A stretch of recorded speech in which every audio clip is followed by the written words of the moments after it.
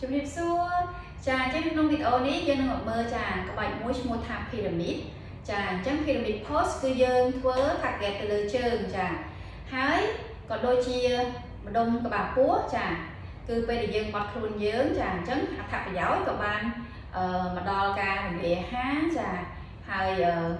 ជួយឲ្យជើងយើងចាសាច់ដុំជើងក៏ផ្លូវខាងក្រោយនិងកពួនជើងហ្នឹងមានការចម្បាច់បតឹងចាបាត់បែនបានល្អហើយសម្រួលចាភាពគេថាតានតឹងក៏ដូចជាពេលដែលយើងប្រើដៃចាយើងមានជម្រើសដៃដែរអញ្ចឹងពេលដែលដៃហ្នឹងចាយើងប្រើយើងដាក់ទៅក្រោយឬមួយក៏យើងបត់ចាជាសាពះប៉ុន្តែយើងសាពះទៅខាងក្រោយហ្នឹងក៏ជួយស្មាចាហើយនឹងសាច់ដុំដៃដែរហើយចង្កេះវិញគឺធ្វើឲ្យសាច់ដុំពួរនៅជុំវិញពួរឆ្អឹងខ្នងហ្នឹងរឹងមាំចាអញ្ចឹងគ្រាន់តែថាយើងព្យាយាមកុំវាថាប្រឹងដៃយើងចង្កត់ខ្លួនយើងទៅក្រោមពេកធ្វើឲ្យស្មាយើងហ្នឹងកោងបានន័យថាកន្លែងឆ្អឹងខ្នងយើងខាងក្រោយខាងលើស្មាហ្នឹងមានលក្ខណៈថាប្រឹងទៅវាកោងយើងព្យាយាមកុំឲ្យកោងចាយើងព្យាយាមឲ្យឆ្អឹងខ្នងយើងហ្នឹងធម្មត្រង់បានថាបាត់មែនតែយើងបាត់ហើយយើងធម្មតាយើងអត់ប្រឹងពេកចាហើយចាចំពោះការធ្វើចាមុននឹងទៅដល់ក្បាច់ខ្ញុំចង់បង្ហាញចាបន្ថែមទៀតព្រោះអីវីដេអូមួយគឺយើងមិនអាចនឹងថាចំពោះមេរៀនខ្លះគឺមិនអាចនិយាយអស់ឬក៏លម្អិតដោយយើងចារៀនរយៈពេល1ម៉ោង2ម៉ោងផ្ទាល់បានទេចាអញ្ចឹងចំពោះចាខ្ញុំអាចបន្ថែមតិចតិចចំពោះវីដេអូមួយចាហើយក្បាច់មួយគឺអត្ថប្រយោជន៍ហើយការធ្វើចារបៀបធ្វើហ្នឹងហើយចំពោះចាក្បាច់ pyramid ហ្នឹងគឺជួយជើងចាជើងគឺ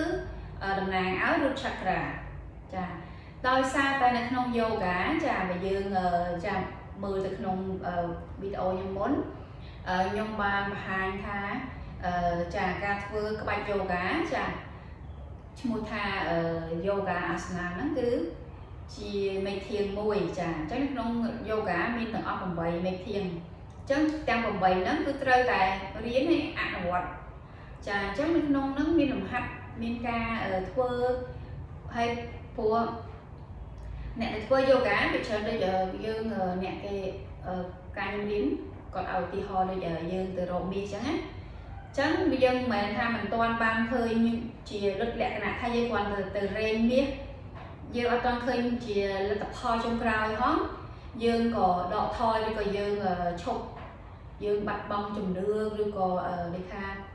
ការតាំងចិត្តណាអញ្ចឹងដូចគ្នានឹងអញ្ចឹងយើងត្រូវធ្វើផ្ទាល់ហើយក្បាច់ណាឬមួយក៏អ្វីដែលយើងត្រូវធ្វើយើងត្រូវតែសាកហើយធ្វើជាសាក្សីខ្លួនឯងថាតើពិតឬក៏អត់អញ្ចឹងចាអញ្ចឹង pyramid pose គឺយើងឈរចាយើងហាត់យើងកម្ដៅសាច់ដុំហើយចាអញ្ចឹងយើងឈានជើងមួយទៅក្រោយខ្លួនយើងនៅកណ្ដាលចាយើងអោន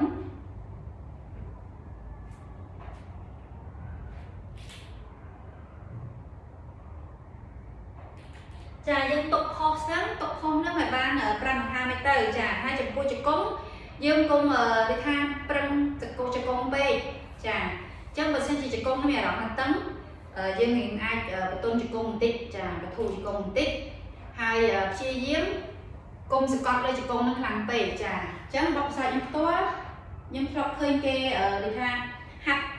ដូចថាពេលខ្លះគាត់សង្កត់ខ្លាំងពេកធ្វើឲ្យជង្គង់នឹងទៅជាលក្ខណៈថាវាកោងចូលក្នុងពេកណាអាហ្នឹងអត់ត្រូវដែរចាអញ្ចឹងយើងរកចំណុចកណ្ដាលចាអញ្ចឹងជាយើងទៀតចាអញ្ចឹងយើងចាប្រកាសថាតាគៀករបស់យើងនៅកណ្ដាលចាខ្លួនរបស់យើងបាត់ទៅរកជើងមុខចាដៃយើងបើសិនជាអត់ដល់អាចដាក់ដល់ទេយើងអាចមានអីចាដាក់លំអិតមកចាបានបើមិនចឹងទេចាយើងដាក់ដៃលើចង្កេះបត់ទៅចេះក៏បានយើងដាក់ដៃយើងទៅក្រោយក៏បាន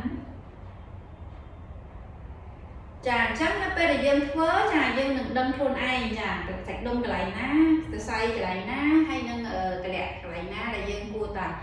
ចាបធូរបថយចាអញ្ចឹងនឹងគ្រាន់តែជានិយាយថារបៀបធ្វើចាខ្ញុំបង្ហាញដៃយើងដាក់ខាងក្រោយនេះជំរឿដៃយើងដាក់ខាងក្រោយអញ្ចឹង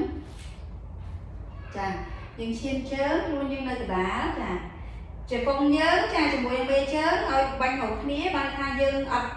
ប្រឆិតចេះពេកទេចាអញ្ចឹងយើងប្រឆិតជើងយើងចេញច្រើនបន្តិច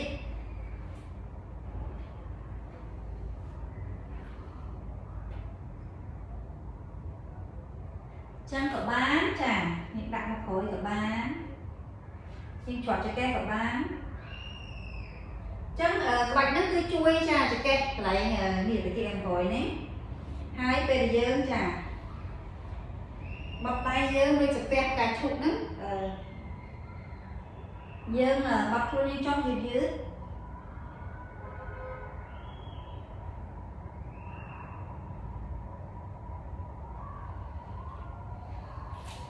ចា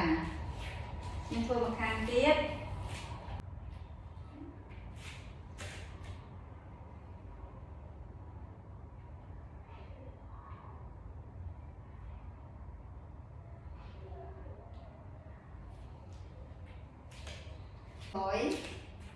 ចឹងយើងឈរចាយើងឈានជើងមកក្រោយខ្លួននៅកណ្ដាលឲ្យត្រង់យើងអោនចុះដាក់ដៃយើងនៅលើហ្នឹងមកចឹងក៏បានចា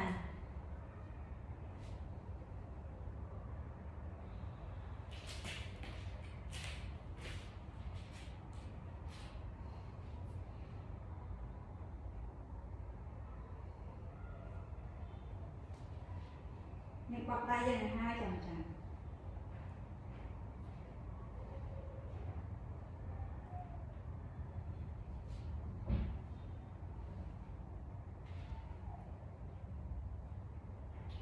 ក៏បានចាលើចង្កេះចេះក៏បានចាចំពោះក្បាច់ហ្នឹងយើងក៏អាចធ្វើទ្វីសបានដែរចាតែយើងអាចធ្វើនៅពេលក្រោយចាក្នុងវីដេអូនេះខ្ញុំចង់បង្ហាញតែក្បាច់មួយហ្នឹងចាហើយក្បាច់ហ្នឹងគឺអត្ថប្រយោជន៍ជើងកផ្លូវខាងក្រោយចាហើយកពួនជើងចាហើយចំពោះម្ដងក្បាលពោះគឺជួយឲ្យការរលាយអាហារខាងក្នុងបានល្អហើយដៃវិញចាគឺដៃយើងមានភាពបត់បែនចាទៅដល់ក្រោយហើយដូចចង្កេះវិញខាងលើនេះចាសាច់ដុំហ្នឹងគឺមានដូចថាការច្របាច់ក៏ដូចជាការពង្រឹងអញ្ចឹងធ្វើឲ្យមានសាច់ដុំល្អចាទៅជួយការពារ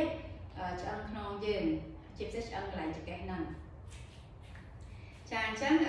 ត្រួសចា